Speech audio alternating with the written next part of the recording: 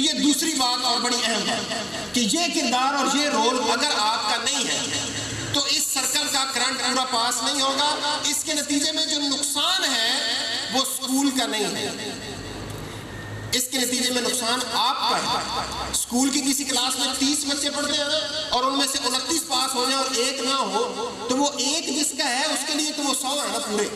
School کے لیے وہ 30 میں سے ایک ہے. آپ کا نقصان اسکول کے ساتھ مسلسل رابطے میں رہیے, مسلسل رابطے میں رہیے. اگر اسکول بلائے ایک تو بھاگے چلے, جب اسکول کا لیٹر ملے دوڑے چلے, اس لیے کہ آپ کو آپ کی سب سے قیمتی چیز کے متعلق مشورہ کرنے کے لیے بلایا جائے. اور اگر اسکول ایک مہینہ نہیں بلاتا خود تشریف لائیں, خود آ کے اسکول کے ساتھ بات چیت کریں, خود ملے آ کے اسکول سے, اپنی اہلیہ کو لائیں, اسے کہیں کہ ٹیچر سے ملیں, جا کے پوچھیں احمد کیسے کام کرتا ہے, زبیر, عثمان, عائشہ کیسے پڑھ رہی ہیں, کیسا تعلیم, ان کا کلاس میں کون ہے بیسٹ فرینڈ, ان کا کلاس میں بیہیویئر کیسا ہے, اسکول آج کل کیا پڑھا رہا ہے, کریکٹر بلڈنگ میں کون سا تھیم چل رہا ہے, اسکول سے پوچھیں اور پھر اس کے مطابق گھر میں بھی عمل کریں. اس لیے کہ اگر اسکول گھر میں اسکول یہ سکھا کے بھیجے کہ پانی پینے سے پہلے بسم اللہ کہنی چاہیے اور ابا جی خود بسم اللہ نہ کہتے ہو تو بچہ سیکھے گا. اس لیے کہ اسکول اگر سکھا کے بھیجے کہ نماز پڑھ کے آنا ہے صبح اور ابا جی نے خود نہ پڑھی ہو یا گھر میں خود نماز پڑھنے کا رواج نہ ہو تو بچہ سیکھے گا نہیں سیکھے گا. آپ کو کم از کم یہ پتا ہونا چاہیے کہ اسکول سے بچہ آج کیا سیکھ کے آیا تاکہ آپ گھر میں بھی ویسے ہی کر سکیں, تب بچے کی تربیت ممکن ہو سکے گی. یہ آپ کا کردار ہے. آپ اگر یہ سمجھتے ہیں کہ آپ نے فیس دے کے اسکول پہ احسان کیا ہے تو یہ فیس ہم آپ کو دیتے ہیں, بھلا اتوار کو بچوں کو سنبھال کے دکھائیں, سنڈے کو جب چھٹی ہوتی ہے تو آپ کہتے نہیں کہ اللہ کرتا آج بھی اسکول لگا ہوتا, بچے اسکول ہی جاتے ہیں. آپ نہیں تو آپ کہہ لیے ضرور کہتی ہیں. اتنے پیسوں میں بچوں کو سنبھالنا آسان کام نہیں ہے. وہ لوگ جن سے 2 بچے 3 بچے گھر میں نہیں سنبھالے جاتے, اسکول تو 250 300 400 بچوں کو سنبھالتا ہے. تو اسکول کا تو یہ احسان ہے ہمارے. اسکول ہمارا محسن ہے جو ہمارے بچے کو کامیاب دیکھنا چاہتا ہے. اسکول اپنا کردار ادا کر رہا ہے, بچہ بھی اپنا کردار ادا کر رہا ہے. جس کے کردار ادا کرنے کی ضرورت ہے وہ ہے والدین, جس کے اندر کمی ہے, جس کو دور ہونا چاہیے, جس کو سیٹ ہونا چاہیے. یہ دوسری بات. تیسری اور اہم بات, بچے کو کبھی چھٹی نہ کرنا, چھٹی نہیں کروانی چاہیے بچے کو کسی بھی حوالے سے. میں آپ کو کچھ چیزیں دکھاتا ہوں, کچھ ایسی پکچر دکھاتا ہوں جن کو آپ کو دیکھ کے اندازہ ہوگا کہ دنیا میں کتنی مشکل سے لوگ اسکول جاتے ہیں. یہ دیکھ رہے ہیں, یہ بچے اسکول جا رہے ہیں, یہ بھی دنیا میں کچھ جگہ. آپ کو اگر اپنے بچے کو ایسے اسکول بھیجنا پڑے تو بھیجیں گے. وہ نیچے کھائی ہے اور اس میں سے یہ کوئی دریا گزر رہا ہے اور بچے اسکول جا رہے ہیں, پل ٹوٹا ہوا. یہ بھی دنیا میں کچھ جگہ ہے, بچے اسکول جا رہے ہیں. اس صورت میں بھیجیں گے بچوں کو, بھیجیں گے. یہ راستہ ہے اسکول کا. یہ بچے اسکول جا رہے ہیں, دریا تیر کے جاتے ہیں دوسرے کنارے, وہاں سے اسی طرح تیر کے واپس اسکول جا رہے ہیں. آپ بھیجیں گے؟ ہم تو نہیں بھیجیں گے. یہ بچے اسکول جا رہے ہیں, کشتی, یہ اسکول جا رہے ہیں, جنگل سے گزر رہے ہیں. یہ دیکھیں, یہ بچہ اسکول جا رہا ہے. اس کیفیت میں ہم بھیجیں گے اپنے بچے کو اسکول جب ہمیں پتا ہو کہ روزانہ 2 دفعہ اس نے اس راستے سے گزر رہا ہے. یہ اسکول جا رہے ہیں بچے, یہ بھی اسکول جا رہے ہیں, بیگ پہنے ہوئے. یہ اسکول, یہ تصویر دنیا میں بہت مقبول ہوئی. یہ بچی اسکول جا رہی ہے. ہم اپنے بچے کو بھیجیں گے, یہ اسکول جا رہے ہیں پاس, ٹیچر ان کو راستہ آ جائے. ہمارے بچے کو تو یہاں آنے میں کوئی پرابلم نہیں, پھر بھی ہم کہتے ہیں چھٹی کروا لیں. ایک بچہ جو 1 دن چھٹی کرتا ہے, 1 دن کی چھٹی, وہ اس کے 7 سبق, ماہرین تعلیم یہ کہتے ہیں کہ وہ اس کے 7 دنوں کے اوپر اثر انداز ہوتی ہے. 7 دنوں کے اوپر. ایک تو اس دن کا اس نے لیسن نہیں پڑھا, پھر اس نے جو اگلے دن کا لیسن پڑھا جو اس کے اوپر بیس کرتا تھا, جو اس نے کل پڑھنا تھا, تو وہ اسے سمجھ ہی نہیں آیا کیونکہ اس نے یہ نہیں پڑھا. اور اسے آج کا نہیں سمجھ آیا تو اسے کل کا نہیں سمجھ آیا, اس سے اگلے دن کا نہیں سمجھ آیا. تو جس بچے کو سمجھ نہیں آیا اس نے لکھنا کیا ہے. 7 دن کا لیسن خراب ہوتا ہے ایک چھٹی سے.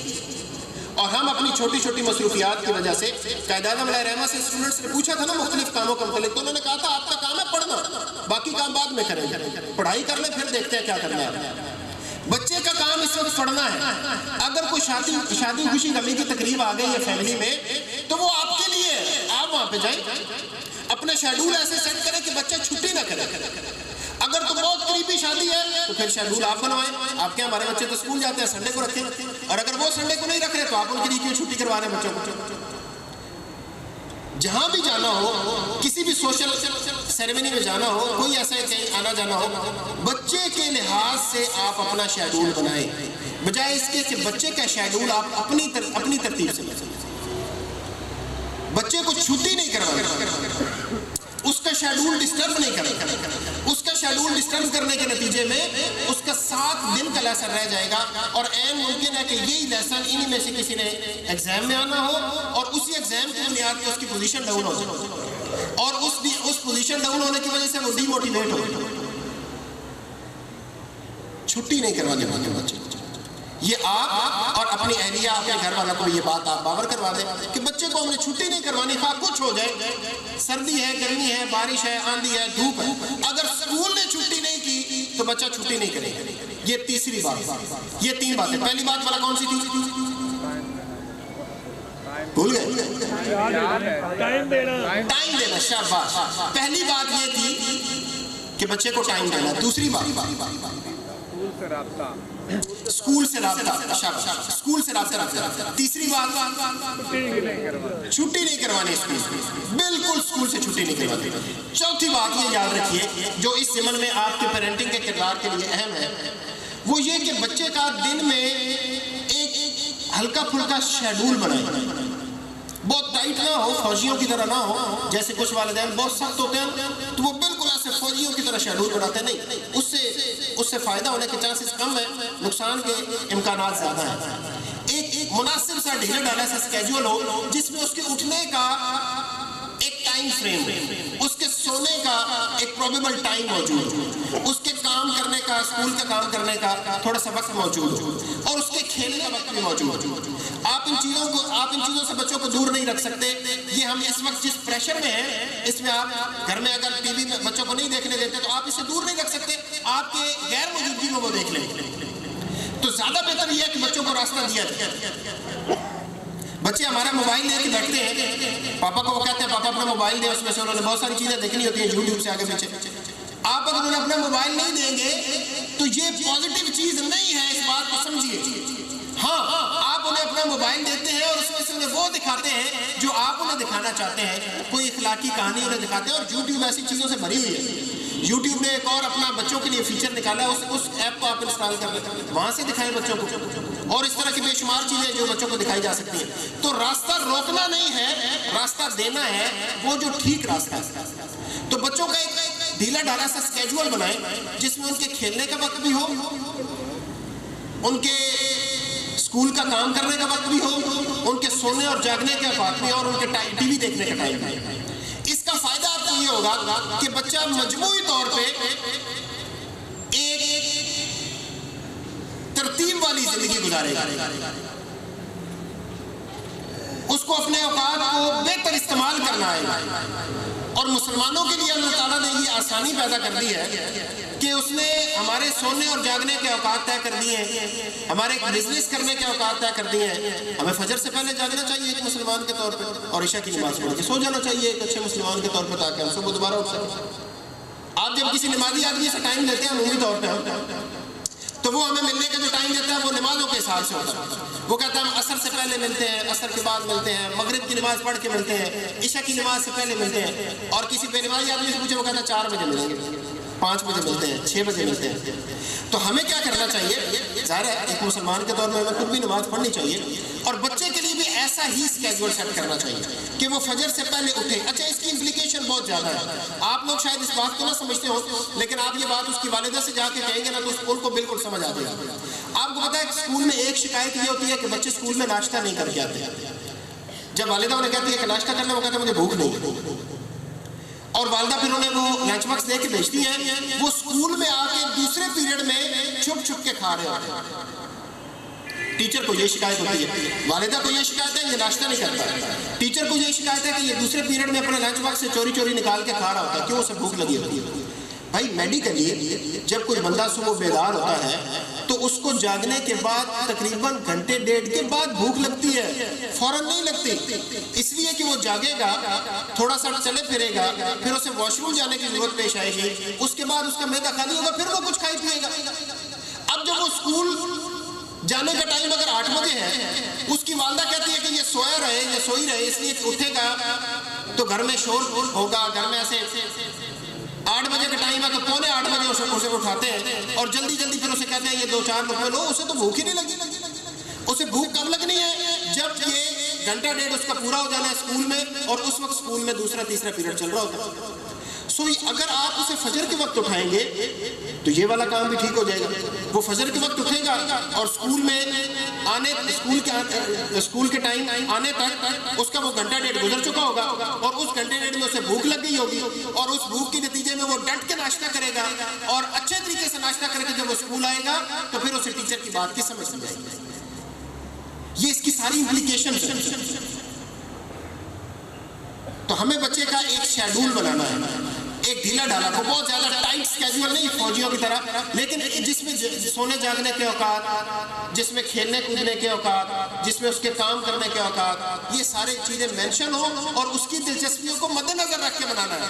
ایک اور بات یہ ذہن میں رکھیے، بچے وہ نہیں ہیں جو آج سے 10 سال پہلے تھے، اور جس دور کے ہم ہیں، میں خیر بہت پرانا نہیں ہوں، آپ کی بات کر رہا ہوں کہ جس دور کے آپ بچے ہیں اس دور کے تو آج بالکل نہیں. اب تو بچے سوال کرتے ہیں، خود آپ کے اوپر سوال کرتے ہیں، ایک ایک بات کا کیوں پوچھتے ہیں. پہلے کیا پوچھتے تھے؟ یہ کیا ہے؟ اب کہتے ہیں کیوں ہے، ایسے کیوں ہے، ویسے کیوں نہیں ہے، سوال کرتے ہیں. تو ہم اگر بچوں کو راستہ نہیں دیں گے، ان کے اس کیوں کا جواب نہیں دیں گے، تو اس کے نتیجے میں ان کی کریٹیوٹی ختم ہوگی، ان کی کریٹیوٹی خراب ہوگی. ہم اگر ان کے لیے ہم یہ سمجھتے ہیں کہ ہم اسے ٹی وی نہیں دیکھنے دیں گے، پابندی لگا دیں گے، تو وہ اس دور کا بچہ نہیں ہے، یہ اس دور کا بچہ ہے.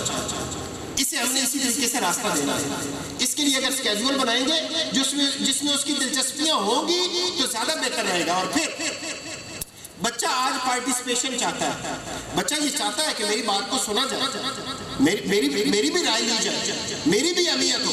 آپ یہ کریں کہ یہ سونے جاگنے کے اوقات اور یہ تھوڑا بہت جو آپ نے اسکیجول بنانا ہے، یہ بچے کے مشورے سے بنے. اسے پاس بٹھائیں، اپنی بیٹی کو، اپنے بیٹے کو، اسے کہیں کہ کیا یہ زیادہ بہتر نہیں ہے کہ ہمارے سونے جاگنے کے اوقات طے ہوں. مشورہ کریں اسے. تمہیں کیا لگتا ہے کہ یہ چیزیں بکھری ہوئی اچھی لگیں گی یا یہ ترتیب میں پڑی ہوئی اچھی لگیں گی؟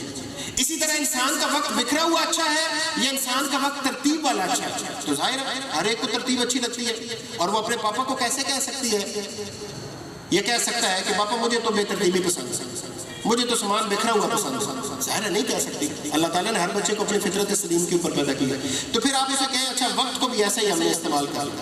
ہمارے پاس یہ 24 گھنٹے ہیں. ایک بچے کے لیے، چھوٹی کلاسز کے بچے کے لیے، پی جی نرسری پریپ کے لیے 12 گھنٹے سونا ضروری ہے.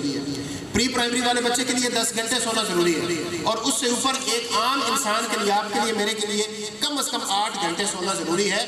تب ہم اگلے دن فریش اٹھیں گے. یہ باڈی ہے، اس کو اللہ تعالیٰ نے ایسے ڈیزائن کیا ہے، اس کو 8 گھنٹے آرام چاہیے.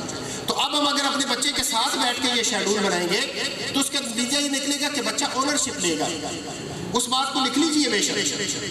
اس بات کے بڑے اثرات ہوتے ہیں اگر آپ اپنے بچے کے ساتھ بیٹھ کے وہ شیڈول بناتے ہیں. اسے کہتے ہیں ہمیں کب اٹھنا چاہیے، ہمیں کب سونا چاہیے، آپ بتائیں، آپ مشورہ دیں. اور اگر 2 3 4 بچے ہیں تو سب کے ساتھ مل کے یہ مشورہ کریں، آپ کا کیا خیال ہے، آپ کا کیا خیال ہے. بچہ یہ سمجھے گا کہ پاپا بابا مجھے اہمیت دے رہے ہیں، میری بات سن رہے ہیں. اور یہ بات بڑی ہی اہم ہے، اور بچے کے ذہن میں آپ کی قدر پیدا کرے گی کہ میرے والد صاحب مجھے احترام دیتے ہیں، میری بات سنتے ہیں، میری بات کو ویلیو دیتے ہیں. یہ بات اس کے لیے بڑی اہم ہے. اسی طرح پھر اس کے سونے کے اوقات طے کریں. پھر اسے کہیں کہ اچھا آپ کا ٹی وی دیکھنے پہ دل کرتا ہے تو کون سا پروگرام آپ کو اچھا لگتا ہے، وہ پروگرام اس سے پوچھیں. اور اگر وہ آپ کے ریڈار پہ فٹ بیٹھتا ہے، یعنی اس میں کوئی ایسا پرابلم نہیں ہے کوئی اخلاقی حوالے سے، تو اسے کہیں ٹھیک ہے آپ ہم اس ٹائم پہ ٹی وی دیکھ لیجیے گا، اس ٹائم پہ ہم ہوم ورک کریں گے. ہوم ورک کے وقت آپ نہیں ہیں تو ان کی ماما ان کے پاس بیٹھے، ان پڑھ ہے تب بھی بیٹھے، ان کی کوئی بڑی بہن بھائی ہے وہ بیٹھے، جو گھر میں اویلیبل ہے وہ ان کے پاس بیٹھے، ان پڑھ ہے تب بھی بیٹھے.